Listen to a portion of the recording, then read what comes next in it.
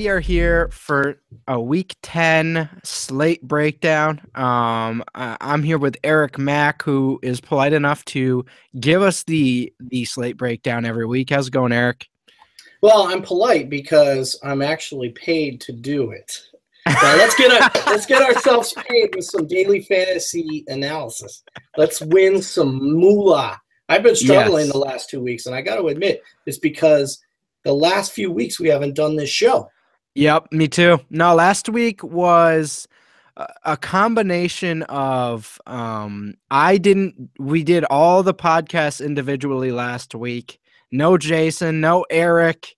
And it wasn't a good week for me. You might have been able to get me off Charkandrick West or Terrence West or any sort of directional last names. It was brutal, man. West, young man. it was a brutal week for me, one of my worst ever. So now that we're back, get the mojo going again, right? Yeah, let's do this. All right, so heading into it, obviously we just had the Thursday night game. Was there anything you saw in there that maybe we can think about going forward, or was it just more Browns are terrible? Yeah, it was kind of a Browns are really, really disappointing. There was some hope in there that they might be able to compete and, show something with their running game, which those two backs, I think, eventually will help us in daily fantasy. It was tough going against the Ravens defensive front. Duke Johnson, I like as a passing game guy. Isaiah Crowell, I like against a bad run defense, which he really hasn't faced that many of. Terrell Pryor has come along. Corey Coleman should eventually emerge as a pretty good outside receiver. It's just, what can we trust in the quarterback position, and when can we trust the running game and the running backs for the Browns? Certainly, yeah. It was an ugly game. I mean, they brought in Josh McCown, and it was just all over. But luckily, I'm happy that's not on the main slate. Just one last team. Two less teams we have to worry about. Jumping into that main slate, 1 o'clock here, Packers and Titans.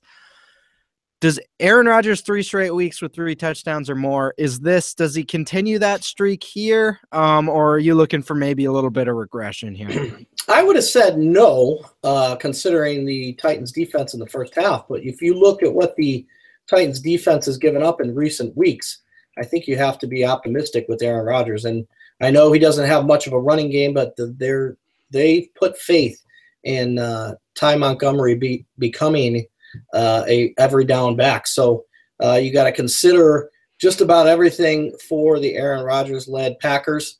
The Titans got into a shootout last week with Phillip Rivers, and while it wasn't a great passing game, it was a big productive game all around in terms of points, and this could be a bit similar in that regard. Certainly. So I'm going to put you on the spot here because I haven't made up my mind yet. If you're going to pick a Packers receiver to go with, who are you going with? I would go Nelson just because he'll be steady. Yeah. You'll get 80 yards and a touchdown from Nelson in an average week. His price isn't outlandish, but his ceiling isn't great either. So you're probably more of a cash game guy on Jordy Nelson. Yeah, I agree. Is there anyone on the Titans side you're really looking at?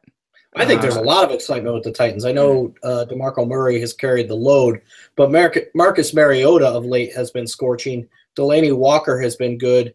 And if not for Rashard Matthews last week, I might have been continuing my love of Kendall Wright. I think he's one of the more unheralded receivers in the NFL. Mariota is hot. They're playing a Packers secondary that many regard as banged up. And when you're facing Aaron Rodgers, you have to expect the need to score points. So Mariota's in the wheelhouse. I like Walker. Wright's a possibility, and heck, even Rashard Matthews. Certainly agree. You just look at this Packers secondary and how Mariota's played, and really, the last 5 or so weeks, he's been awesome. And you talk about Kendall Wright finally healthy, and for me, the talent was never in question for him. It's just he's always getting banged up, or a few years ago, like the corpse of Kerry Collins was thrown to him for a little while, I think. So I mean, he's finally getting a real quarterback in there. Rashard Matthews is a really interesting guy to me because they brought him in free agency, signed him to a pretty decent contract, and then threw him on the bench, basically didn't use him for the first half of the year. Andre Johnson retires. Tajay Sharp is a rookie, fifth rounder. Now they're using him again, and he's awesome. So I think both those guys are in play. And as you mentioned, I think the passing game might be the way to go here over Murray. Yeah, because the Packers have been very good against the run. They're number one run defense in the NFL. Number two against fantasy running backs. It's a decent week to fade DeMarco Murray, especially with his toe issue. And there's a lot of elite backs who are producing despite high prices. This is a renaissance for fantasy running backs. Yeah, it's very exciting. I'm very excited. And we'll get into David Johnson in a bit, but it could get wild. Vikings and Redskins, you talk about the Titans defense sort of regressing a little bit. Man, this Vikings team is throwing me through a loop because I wasn't on them, that first few weeks. I hit them for the next few, and I don't know what to do with them after the last 2 weeks. What do you think of this sort of Vikings defense nowadays?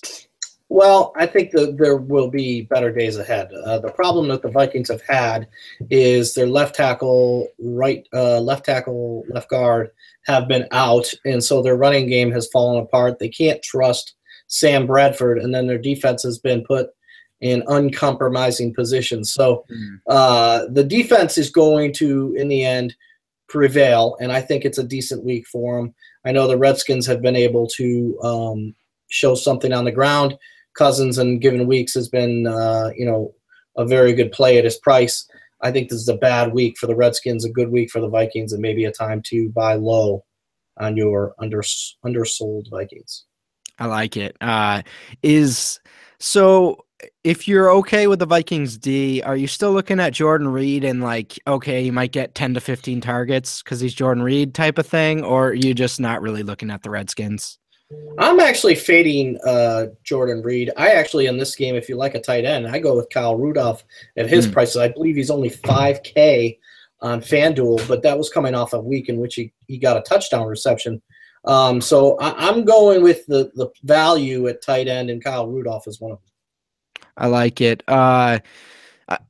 One last one before we move on, I guess, from this game. Stephon Diggs been getting just targeted like crazy. Cordero Patterson seemingly a part of the offense for the first time in 2.5 years. Are these two guys you're looking at seriously, or maybe just kind of like tournament moves? Not even tournament. I think this is a bad week for the Vikings pass. The Redskins have been improved against the pass. Josh Norman has helped them immensely once they started taking him out of cover 3 and putting him man up on the best receiver. So you got to assume Josh Norman can take away Stephon Diggs. He's the one trustworthy option. I don't trust Thielen. I don't trust Patterson. The rookie Treadwell doesn't even get to play. You can't trust Bradford. Now, I do like Rudolph, but it's because he's so lowly priced because of Bradford and that offense and the way they don't put up a lot of points. I'm fading all of their receivers except Rudolph. And on the Redskins side, I don't know what to make of the running game. With Matt Jones, he might be a healthy scratch. Rob Kelly, I wouldn't trust it against the Vikings run defense. Yeah, we kind of all looked at that Redskins running game in the offseason and we're like, really? That's what they're going into the season with? And then they went into the season with it, and we're at week 10, and it's pretty gross. So, I'm with you on that. And something that made me angry was last week when I was on Kyle Rudolph. It wasn't the presidential election? Well, you know what? This is it's just a whole different wild set of circumstances that we could have a 3-hour pod on that one. But they ran it in with one of their tight ends, and then they released him the next week. And I was like, you couldn't just throw it to Rudolph instead, man? Come on. Next one here is a wild matchup, and this is definitely not the first time I've said this about a Buccaneers game this year. Bears versus Buccaneers. Jay Cutler didn't look horrible last week. Jordan Howard really, really getting things going. And then obviously Mike Evans is going to play off of that concussion scare. I mean, this should be a shootout, right? Yeah, I'm not necessarily jumping all over this game because of the total points, which can be good because the Bucs give up things very easily. But I like it because the focused targets that Mike Evans gets. It's pretty much Mike Evans in a pile of dung. I'm not going to go with Doug Martin, even if it returns. Jacquizz Rodgers is banged up. But in general, the Bears are the third best team in fantasy against running backs anyway. So it's Mike Evans. And then you go look on the other side. You got Jay Cutler making a revival, and you got Alshon Jeffrey, who's poised for his season best game here against a Bucs defense that's dead last in fantasy against wide receivers. I think this is a perfect time for Alshon Jeffrey and Jay Cutler to get loose for a 10-152 performance.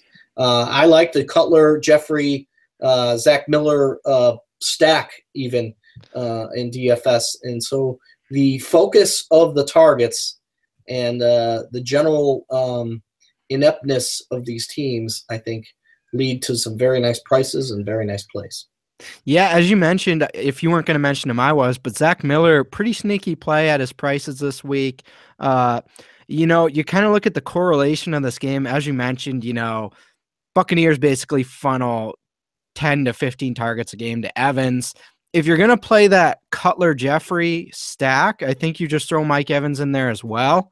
And I mean, It's just gonna, that's just gonna work out for you in some way, shape, or form. The Bears defense has been pretty good lately, and yes. I'm not gonna let myself get excited about it as a DFS play, but they're 2,500 this weekend DK, and I don't hate it. They're getting to the quarterback a lot, and I wonder if they can force Winston into some mistakes. That's not a bad look there. Going against the Bucs quarterback mistakes is not a bad play. Yeah. Next one here, really two very volatile teams. Chiefs at Carolina against Cam Newton and that offense. I don't know. What's your take on this game? Well, I think the Panthers have been better defensively, but I don't know where I can truly trust the Chiefs.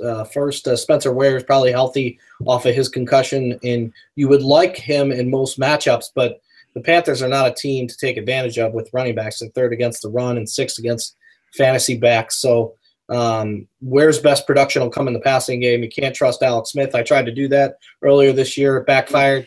You can't trust Jeremy Maclin's health or his production, but maybe if Jeremy Maclin is out, maybe you can like more on volume Tyreek Hill and Travis Kelce, who I think is a top 5 tight end. They're going to need to score points against the Panthers on the road. The Panthers have been a productive offense. They'll rely heavily on their primary guys, which makes it nice for us in DFS. Cam Newton, Jonathan Stewart, Kelvin Benjamin, Greg Olsen.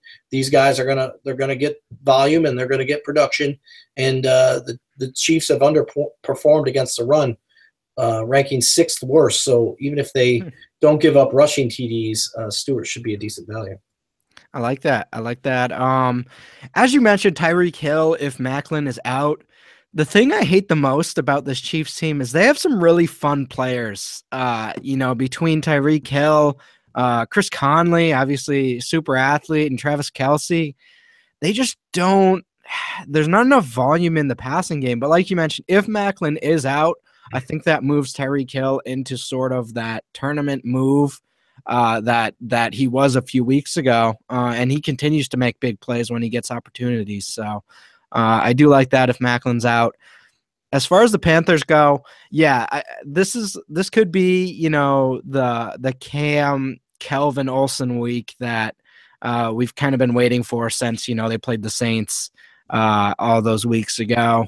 But other than that, you mentioned the run D. Maybe you can go with Stewart, but yeah, I think this game's pretty straightforward in terms of the fantasy players you want to go with. I just wish that the Chiefs at some point would just break free because their prices are fairly welcoming. It's just their production hasn't been there yet. Absolutely. Next one here, Falcons and Eagles. Tevin Coleman just got announced out. This is upsetting for me, but we move on. What are you looking at in this game? Do you like this game, or are you kind of fading it? Well, I was going to actually worry about Matt Ryan and Julio Jones against an Eagles defense. Jim Schwartz has been very good, particularly at home. But you saw the Giants rip the Eagles through the air last week. So even if they're top 10 against the pass and fantasy quarterbacks, I don't think you necessarily need to be scared off of Ryan and Jones. I was scared off of Freeman considering Coleman might return. But now that Freeman will probably get the full go, you could probably use him at his price. So I'm not worried about the Falcons in much regard, but I like the value on the other side. The Falcons defense has been very poor. They're dead last against fantasy quarterbacks, second worst against the pass in fantasy dead last against fantasy quarterback, second worst against the pass in fantasy receivers, and fifth worst against fantasy tight ends. So Jordan Matthews, Zach Ertz, if not Carson Wentz, they're all intriguing to me. And I like the fact that Darren Sproles has emerged as the feature back for the Eagles. So Ryan Matthews isn't completely in the rearview mirror, but Sproles, even if they get bundled up against the run, he will be productive against the pass and potentially useful for some receiving targets, receptions, and touchdowns. Yeah, that's a pretty big storyline going forward. The Darren Sproles becoming the starter. I mean, basically for the first time in his career.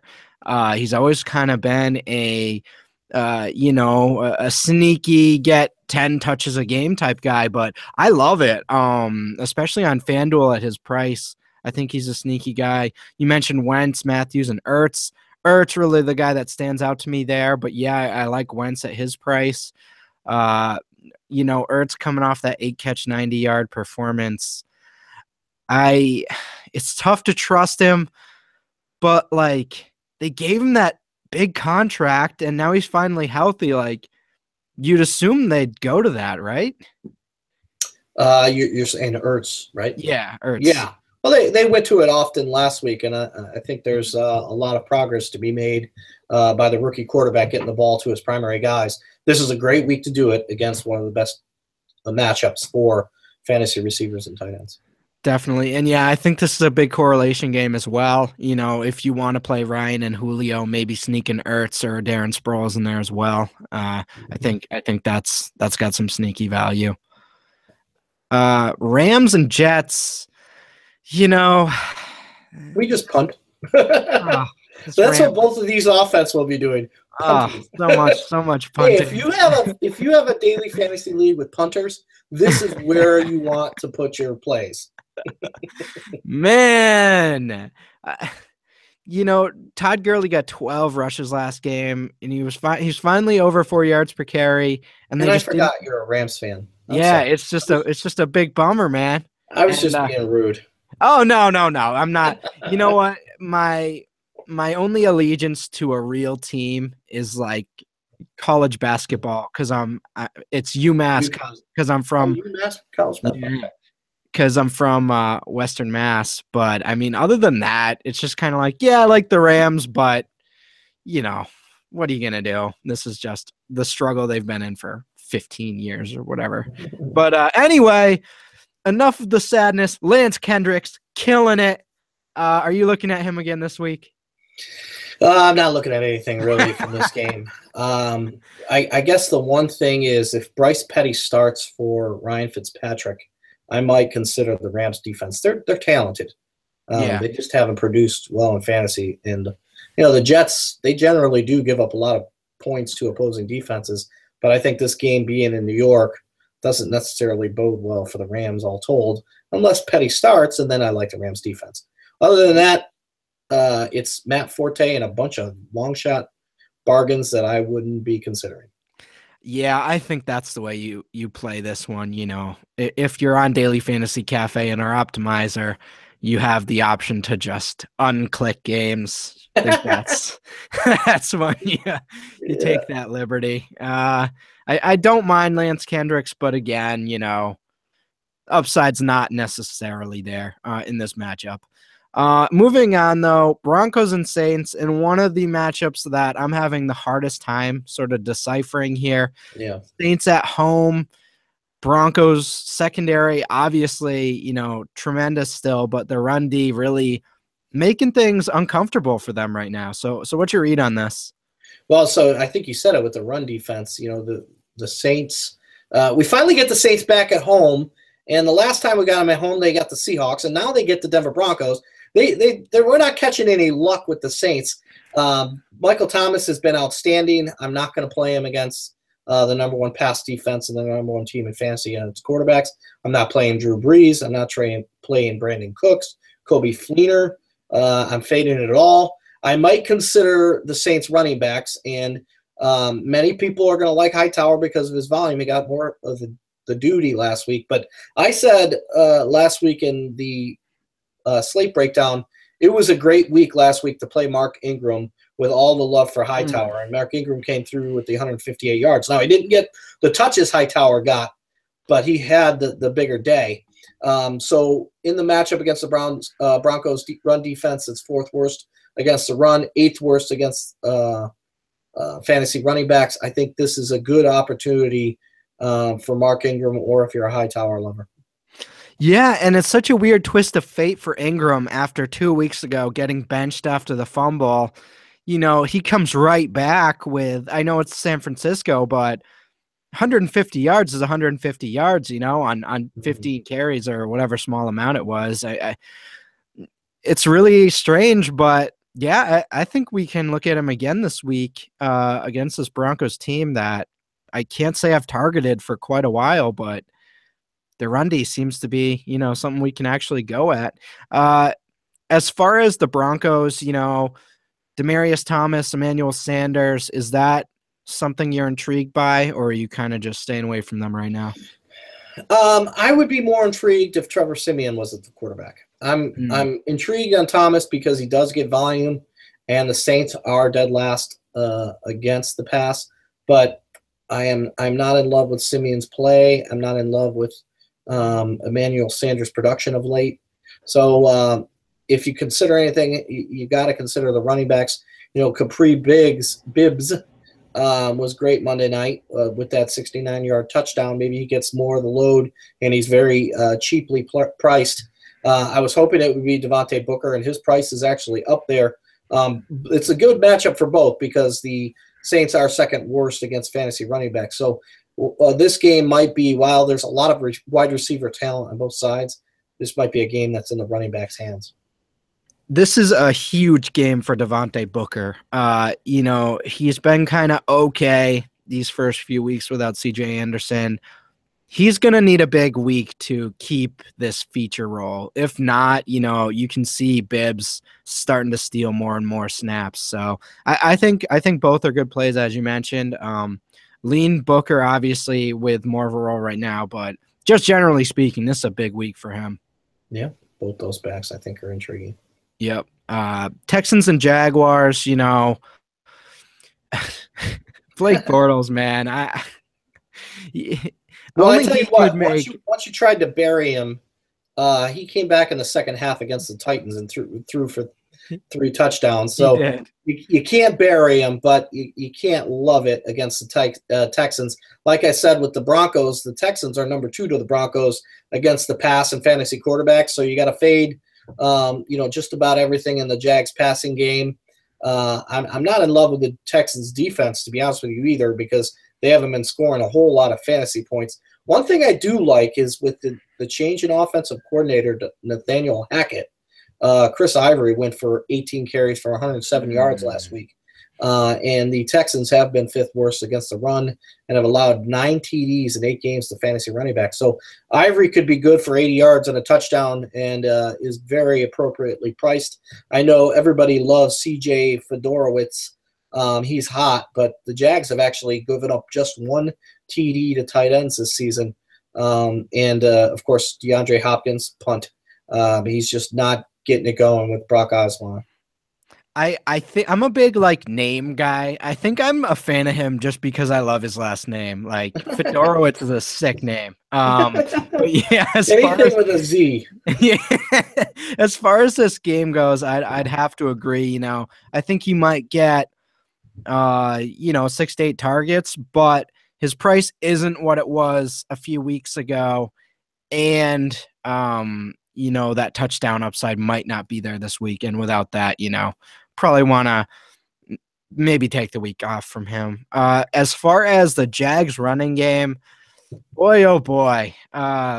Chris Ivory certainly looks like the better back. Fumbled on the goal line, but then Yeldon came right back at him and fumbled right again. So, I mean, I'm not sure how much you can hold that fumble against him. Ivory only 3,400 on DK. I certainly think that's a viable move, especially if he gets that touchdown, as you mentioned. I think we can look at both these guys, honestly. As far as, the rest of this matchup, I'd have to agree. It's just kind of a mediocre one to me. Yeah, it'll be a modest game. The Vegas total has it at 42.5. There is some hope for, like I said, the running back. And, Lamar Miller, if he's out, let's get this out there. If he's out with his shoulder issue, I'm not sure where it's at Friday afternoon. But maybe Alfred Blue at a min price becomes a premium play. There you go. Yeah, that could be a nice volume move. Dolphins at Chargers. This Chargers team got really unlucky early in the year. Starting to get some of that luck back in some of these games against some good teams. Dolphins have Jay Ajayi now, so they're not as bad as they were. I don't know. What's your takeaways for the last few weeks from these teams? This game is I'm in love with the backs on both sides.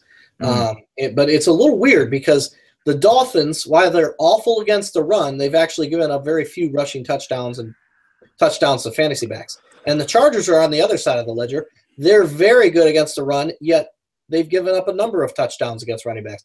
I've found in the past few weeks, when I've been struggling, fading Jay Ajayi and Melvin Gordon have been bad moves. In this matchup, I'm not going to do that either. So I'm going to fade the passing games and ride the running backs in this one. Yeah, Jay Ajayi, man. He was a superstar in college, but it's tough to have seen this coming. I mean, Jesus. Like, he's an animal out there. They do have a very good run-blocking offensive line. Yeah. And they have Ryan Tannehill. So there's a lot of reasons. Yeah, exactly. I'm actually really interested to see how this affects Jarvis Landry going forward because, ever since Ajayi emerged, they haven't necessarily needed Landry in the, he was basically, he was basically an extension of the run game when he would get those 15 target games. Now that they don't need that, I'm not worried, but it kind of limits his upside. He's also got Tannehill. He's also got Tannehill as well. Tannehill just doesn't throw for touchdown passes, so Jarvis Landry doesn't get touchdown receptions. But that's even more reason to like Jay Ajayi and what he means to the Dolphins' run game. Certainly. So you mentioned you like the running backs on both sides. Is Phillip Rivers someone you're looking at as well, or just kind of stick to the running backs? Not necessarily, because there are some other quarterbacks on the board I like in better matchups. And with both teams being so running back friendly, I think it could be a game that actually surprisingly stays under. There you go. As far as this next game here, Steelers at home.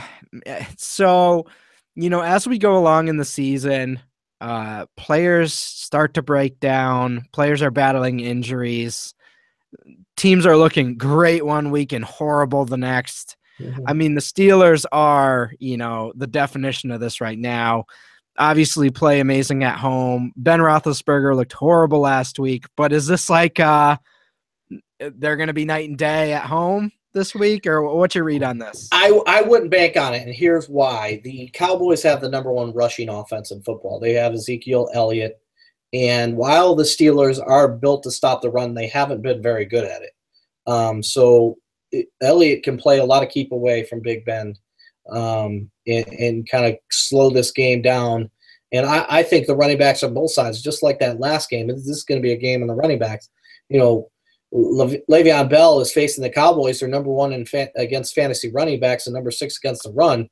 But I think the ball's got to get to Le'Veon Bell. He makes that offense go, especially with the struggles that the Steelers showed last week against the Ravens front. Yeah, Ben's always kind of struggled on the road, but I felt like that game was pretty concerning from a health standpoint from him. He just didn't look good at all. Although I thought the same thing until late in the fourth quarter. He ran that ball in the end zone. He tallied, I think, close to 20 fantasy points with the 265 yards, a passing touchdown, a rushing touchdown, and him running the ball in the end zone on a bum knee, coming back sooner than you would have anticipated. It's not something I expected to see. So there is some hope for his health. I just don't like this matchup for them. I don't see them blowing out the Dallas Cowboys with Ezekiel Elliott facing that Steelers run defense. Yeah, I agree. That was one of the more surprising things of the weekend, honestly. Ben Roethlisberger rushing touchdown, coming back from at least a minor knee injury. 49ers at Cardinals. Really, the base of this entire weekend is David Johnson versus the 49ers run D. I was talking to Renee Miller a little bit ago on her pod, and basically I said the only way you can fade David Johnson this week is if you're banking on him like rolling his ankle or something, Well, you can also, in daily or in GPPs go contrarian and say, well, he can't possibly carry everybody. Everybody is going to have David Johnson in their lineup against the 49ers defense that's given up a record 7 consecutive 100-yard rushers, dead last against the run, dead last against fantasy running backs, dead last against hope, dead last against anything. This is a Arizona Cardinals shellacking. The Cardinals coming off a disappointing first half. Their prices, other than David Johnson, are pretty low. I think there is not a thing you could dislike from a DFS play on the Cardinals aspect.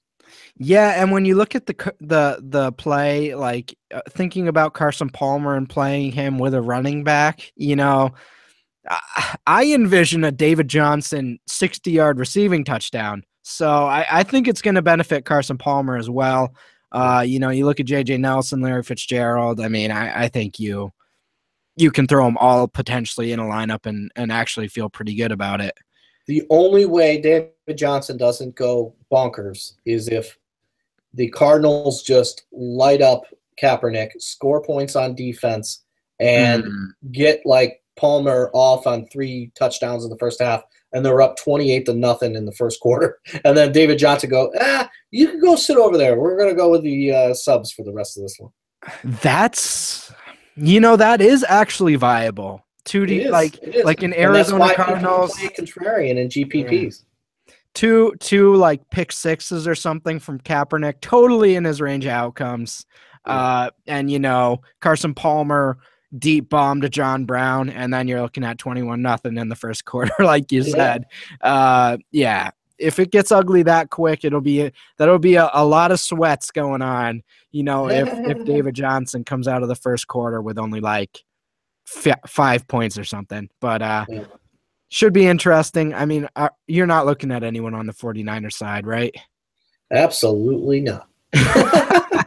Yeah. I mean, I would have been, Carlos Hyde, I would have been excited about a return, but it's coming a week late. Last week against the Saints would have been a good time to freaking return. Coming in against the Arizona Cardinals. Not a good time. Not a good time. They're number 5 against fantasy running backs. They got the 3rd best pass defense, the 3rd best team against fantasy quarterbacks, number 5 against fantasy receivers, number 1 against fantasy tight ends, and the Cardinals really haven't even won games yet. So it's going to get ugly for the Cardinals' opponents eventually, and this is a week it gets really ugly. Agreed.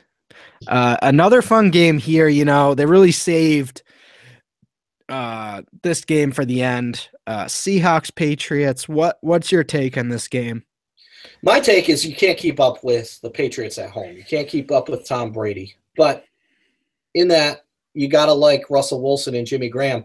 They, on Monday night, went off for two big performances with pretty low prices, and those big performances did not impact their Week 10 prices because they came after those prices were locked in. So playing catch-up against Tom Brady in New England is a way to really like Russell Wilson and Jimmy Graham in a lot of lineups.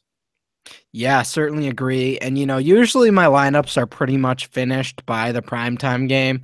But I think you got to get at least a few shares of this game if you're building lineups, at least in some of them with Jimmy Graham. As you mentioned, the correlation in this game is another nice one. If you play Brady Gronk, maybe you want to get a Doug Baldwin or Jimmy Graham in there as well. You mentioned CJ Prosise and Kristen Michael this week. That's a really interesting storyline because what I heard was Prosise is going to get more snaps. Kristen Michael has looked great this year. Yeah. I wonder how they play that. And I wonder if they're kind of sneaky. Like if Prosise is sneaky, he's a receiving down back, maybe you can do like a little Theo Riddick thing, Yeah, Michael and Prosise, that would be the reason I play him, it would be the receiving aspect because obviously Brady's going to score points. You're going to keep up with him. But the Pats have only given up 5 TDs to fantasy running backs, and 3 of those 5 came in garbage time during blowouts. The Seahawks are not going to get blown out. So I don't think these running backs are going to get touchdowns. That's a nice little nugget there, Eric. I like that one. See hours and hours of staring at football stats. Yeah, sometimes it pays off, sometimes it doesn't. Yeah, actually, most of the time it doesn't. But in this case, they keep lying. But yeah, I like this game a lot. I think you definitely want to invest something in there. Dion Lewis might play. I don't know how that affects the status of Blount. Probably not, but I think it messes everything up because you can't be sure. Like if we knew that Dion Lewis would play and play a lot, we'd love him at his price. The problem is we're not sure of what he will play. We're not sure of LeGarrette Blount against the Seattle Seahawks run defense. We're not sure of James White as a passing down back against the Seahawks because of Lewis's kind of Lewis lingering. Just kind of makes you want to forget all of the Pats running backs and just move on. And there's so many other backs on the board with good matchups. Yeah, I agree. I liked Blount to start off the week before I knew there was even a chance of Lewis playing. Now that he has it, I still think the touchdown upside's there for Blount, especially in this type of game. But yeah, it's going to be tough in that backfield going forward. Last one, Monday night, Bengals and Giants. I think this should be a fun one as well. Giants defense kind of been all over the place. AJ Green is obviously a problem. What's your view on this game?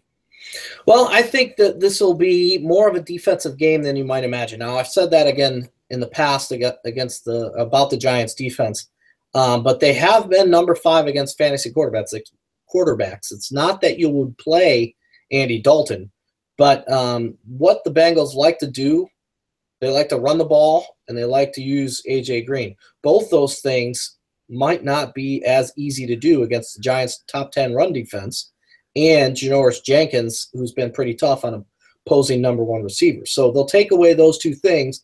What does that leave you? I think it leaves you with nice plays for Giovanni Bernard. He's gotten some carries in the run game, plays on the passing downs. So fade Jeremy Hill, fade Andy Dalton, fade A.J. Green. Go with Giovanni Bernard and Tyler Eifert, and if you're looking at kickers, Mike Nugent. Ooh, I like it. As far as Odell Beckham and Eli Manning, is that something you're paying attention to, or kind of in the same viewpoint as Dalton and AJ Green? Manning and Beckham have been pretty good, but they tend to disappoint every other week. So every week I jump on them, they let me down, and their prices are still pretty high for what they've done. So if I'm going with the Giants receiver, I'm going with Sterling Shepard if Victor Cruz's ankle is ruled out. And if I'm going with another Giants player, I'm going with Rashad Jennings. The Bengals defense has given up 7 TDs to fantasy running backs in only the past 4 games. Both Sterling Shepard and Jennings prevent value, even if they might not be high ceiling guys. Like it. So generally speaking of this slate, is there anything else you want to throw in there before we head out for the week? I think it's a lot of times in the past few years of the daily fantasy era, people had used the strategy, pay up for the wide receivers, and it's been very good. It's been productive. This year, it's been pay up for the elite backs in the proper matchup. There is a lot of elite backs doing good things. This is kind of a renaissance year for the elite fantasy running back. Agreed. And I think, you would be smart to follow that advice. And, if you are fading David Johnson for some strange reason, let's hope you're getting Ezekiel Elliott, Le'Veon Bell, or, Melvin Gordon in there, or Jay Ajayi. Yeah. There's a lot of good options. I know the prices are hefty, but you can find some value in the receivers. Certainly. That's, if you want to check out Eric's article, it's on the site at dailyfantasycafe.com. Click on the NFL articles button and you will find the week 10 slate breakdown. Follow us on Twitter. And as always, if you like what we're doing on the videos, give us a like and subscribe. So, we will wish you guys good luck as, unless you're playing me, then I want you to do well, but I want like 1 point less than me is how that's kind of like good luck, but not better than me luck. One of these weeks, I'm going to qualify for one of those big championships. There you go. I'll be honest. I'm going to go to these doggone things with Daily Fantasy Cafe on my chest. Yeah, there we go. I will go there and mooch off you. How about that? You mean you don't play the big tournament qualifiers? I don't play the qualifiers. I play more like the big payout tournaments than the aspirations. I always drop a play in those. You never know when a lineup can hit. It's true. And there's so many weeks I look at the actual winning lineups in both the millionaire games and then the big qualifiers. The plays that you hear on this podcast are not too far off. I mean, you just have to get the right mix of them. You really just need the right mix of them. There's going to be a week that I hit the doggone right mix of them. It really is true. And, there's a lot of talk about fading the chalk a lot. And, when someone's 85% like David Johnson, it does change things a little bit. But sometimes you just throw in the best plays and you sneak some value around them. And that's how it works, Yeah. But, as always, thanks for tuning in, guys. And we will see you guys next week.